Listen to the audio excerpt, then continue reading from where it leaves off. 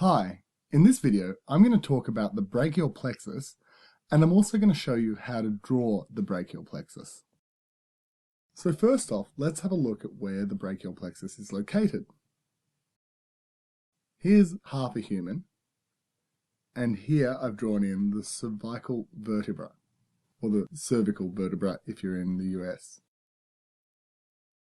Then coming out of here, just in the neck, is the brachial plexus, and it's a mixture of nerves and an intermingling of nerves which arise from the spinal cord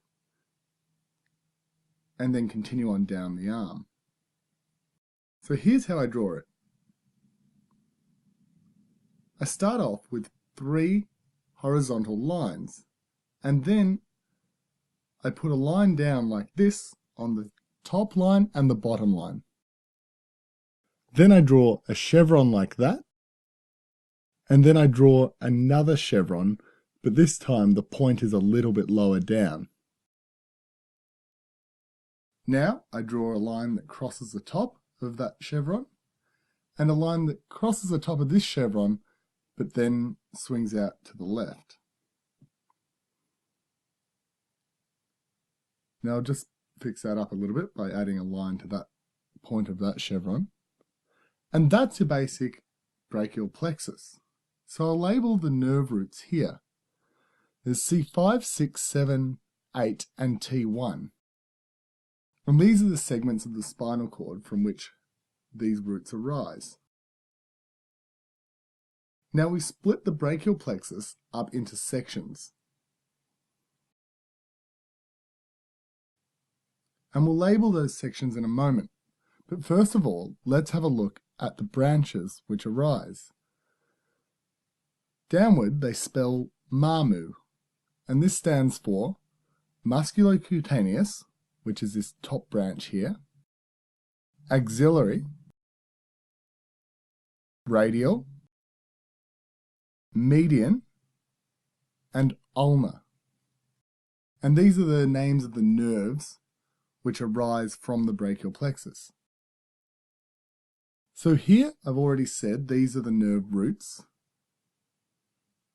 Then we get the trunks, then the divisions,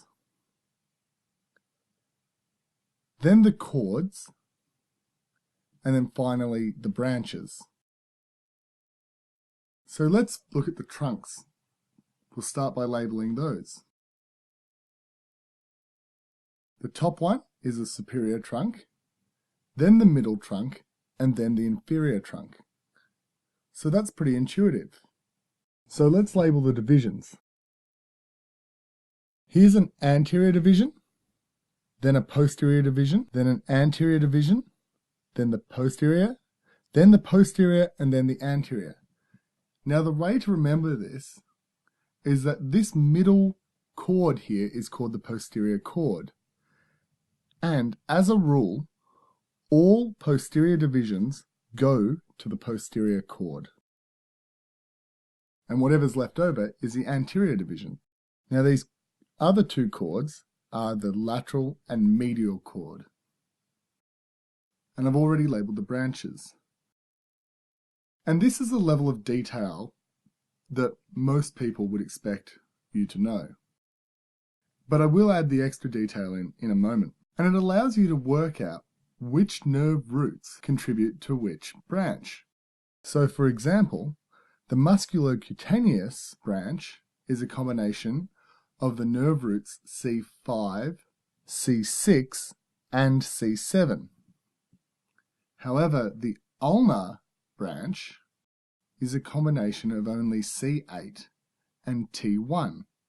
Now the only exception to this rule is the axillary nerve, or the axillary branch. And it only receives fibers from C5 and C6, not C7 as well, as the diagram would suggest. But this is how it looks in dissection. So let's add in the details.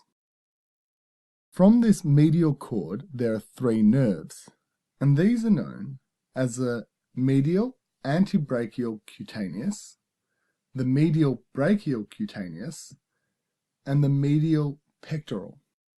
So these three nerves all begin with M, so I think of them as the three M's. Now up here there are another three nerves,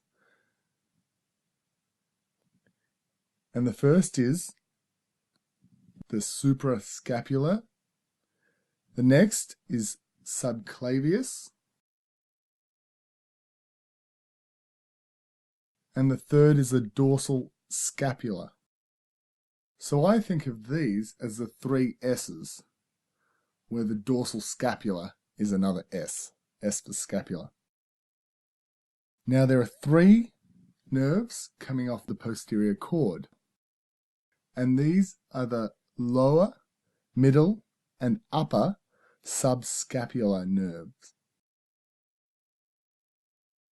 Now the middle subscapular nerve is also known as a thoracodorsal nerve.